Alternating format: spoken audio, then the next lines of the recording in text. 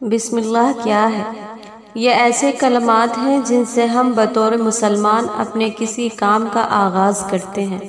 ہمیں حکم ہے کہ ہم ہر کام سے پہلے اس کو پڑھا جائے تاکہ اس کام میں برکت ہو۔ برکت کیا ہوتی ہے؟ زیادہ ہونا نہیں بلکہ اس چیز کا فیض نصیب ہونا جو ہے اس کا کافی ہو جانا۔ رزق میں برکت کا مطلب ہے مال کا زیادہ ہونا، اولاد میں برکت کا مطلب ہے اولاد کا صالح ہونا، علم میں برکت کا مطلب ہے اس علم کا عمل میں شامل ہونا، عمر میں برکت کا مطلب ہے کتنی عمر لکھی اس میں انسان زیادہ سے زیادہ نیکی والے کام کر جائے۔ ہم سب یہی کرتے ہیں، اپنے جیبوں میں اپنی مرضی کا اسلام لیے پھرتے ہیں، اپنی مرضی کی احادیث اور آیات رٹے ہوئے ہیں۔ مرد کا اسلام 4 شادیوں، اپنی برتری اور عورت کے پردے سے آگے نہیں بڑھتا۔ عورت کا اسلام حق مہر اور مرد پر عائدہ ذمہ داریوں سے آگے نہیں بڑھتا۔ مجھے کوئی افسوس نہیں ہے کہ میں غریب ہوں، یہ شرم کی بات نہیں کہ آپ کے پاس تعلیم حاصل کرنے کے لیے روپے نہ ہوں، آپ کے پاس اچھا کھانے کے لیے نہ ہو، اچھا سننے کے لیے نہ ہو۔ شرم کی بات یہ ہے کہ آپ بد کردار ہو، آپ لوگوں کو تکلیف پہنچاتے ہو، آپ کو دوسروں کی عزت کرنا نہ آتا ہو۔ قابل شرم چیز ہے، غربت کوئی قابل شرم چیز نہیں ہے۔ اللہ سے سودے بازی نہیں کی جا سکتی، اس کو کوئی دلچسپی نہیں ہے کہ تم مسلمان رہتے ہوئے ہو یا نہیں۔ تمہارے مذہب بدل لینے سے دنیا میں مسلمان ختم تو نہیں ہو جائیں گے، محمد صلی اللہ علیہ وسلم کے ماننے والوں میں کمی تو نہیں آ جائے گی۔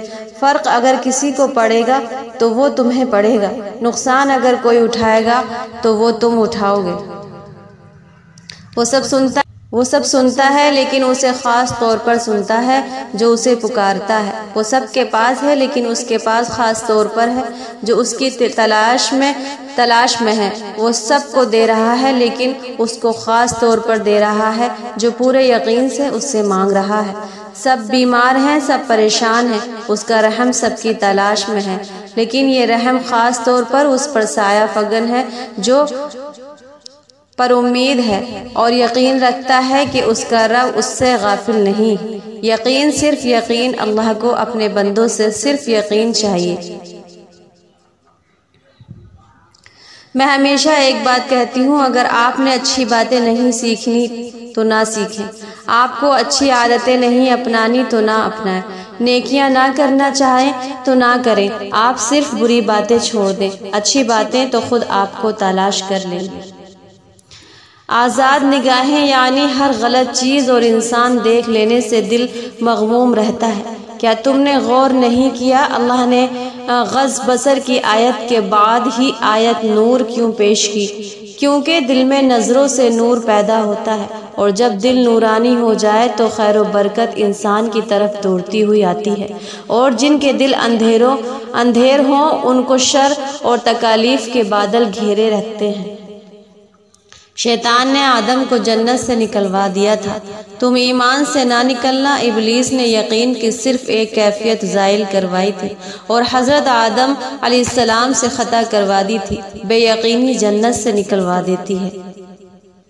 اگر آپ کا دل بات بات پر گھبراتا ہے تو ڈھونڈ کر نیکی کیا کرے۔ کسی کا دل رکھ لینا، کسی کو پانی پلا دینا، زبان پر زنز آ جانے کے باوجود کسی کو ہرٹ نہ کرنا، خاموش رہنا اور ایسے ان گنت کام آپ کے دل کو بہادر بنائیں گے۔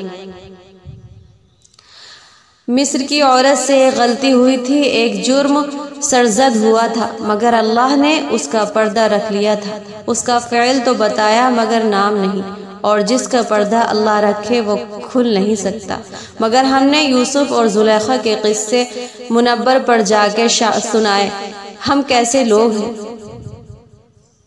زندگی سے ضد کرنا چھوڑ دو، کچھ صلے اس جہاں کے لیے نہیں ہوتے۔ سبھی خواہشیں اس دنیا میں پوری ہونے لگے تو پھر اگلے جہاں کے لیے کیا باقی رہ جائے گا؟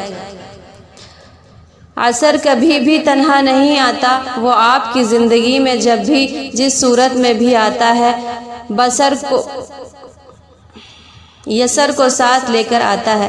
یسر یعنی ایک بہت بڑی آسانی۔ اذیت کی ایک معینہ مدت ہوتی ہے جس کے گزر جانے کے بعد نہ تو درد کی شدت پہلے جیسی رہتی ہے نہ اسے سہنے والا انسان پہلے جیسا رہتا ہے۔ جس چیز کی تمنا کرتے ہو اس کے لیے دعا کرتے رہو۔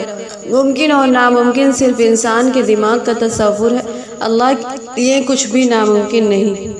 ہم چاند پر قدم رکھ لیں، ہم مریخ فتح کر لیں، ہم ستاروں پر کمنٹ ڈال لیں، ہم پہاڑوں کو سر کر لیں، ہم ایسی چیز تخلیق کر لیں جس کا کوئی وجود بھی نہ تھا، ہم اس زمین پر جنت بنا لیں، ہم اس کائنات میں حقیقی جنت تلاش کر لیں، ہم ارتقاء کی جنتی بھی منازل طے کر لیں، ہم کبھی ایک گناہ گار کے لیے اپنا نظریہ بدلنے کی جرات نہیں کر سکتے۔ ہم کتنے بہادر ہیں اور اتنے ہی بزدل ہیں، اور اللہ تمہاری وہ مراد بھی پوری کر دے گا جس کے لیے تم دن رات دعا کرتے ہو۔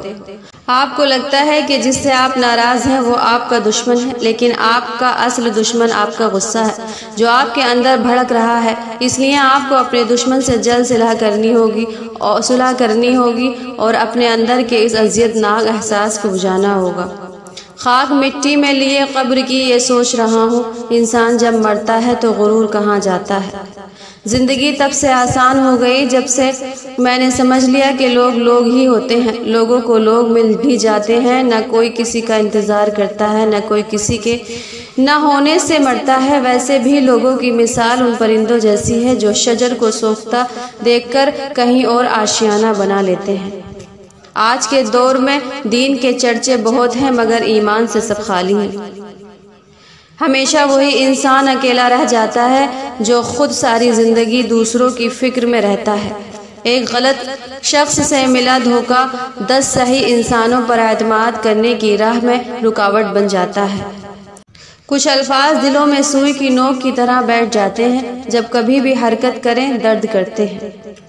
جس ملک میں اللہ کا تصور صرف مسجد میں محدود ہو، وہاں بازاروں میں خالص چیزیں اور معاشرے میں مخلص لوگوں کا ملنا ناممکن ہے۔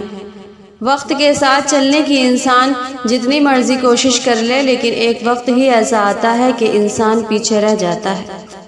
ایمانداری ایک مہنگا شوق ہے جو ہر کسی کے بس کی بات نہیں۔ اللہ کی محبت کی اس سے بڑھ کر اور کیا دلیل چاہیے؟ اتنے گناہ کے بعد بھی وہ ہمیں ڈھانپ کر لوگوں میں عزت دیتا ہے۔ اپنی زندگی کے کسی دن پر افسوس نہ کریں، اچھے دن خوشیاں دیتے ہیں، برے دن تجربہ دیتے ہیں، بدترین دن سبق دیتے ہیں اور بہترین دن یادیں دیتے ہیں۔ انسان کے آدھے سے زیادہ غم ماں کی ہمدرد آواز سن کر ختم ہو جاتے ہیں۔ رزق کے پیچھے اپنی عزت کا سودا مت کرو، کیونکہ نصیب کا رزق انسان کو ایسے تلاش کرتا ہے جیسے مرنے والے کو موت۔ زندگی میں ہمیشہ ایسے انسان کو اہمیت دیں جس کی پہلی فوقیت آپ ہو۔ جو لوگ آپ کو آپشن میں رکھتے ہیں، بہتر ہے ان کو آپ اپنی فوقیت سے پہلے فرصت میں نکال کر باہر پھینکیں۔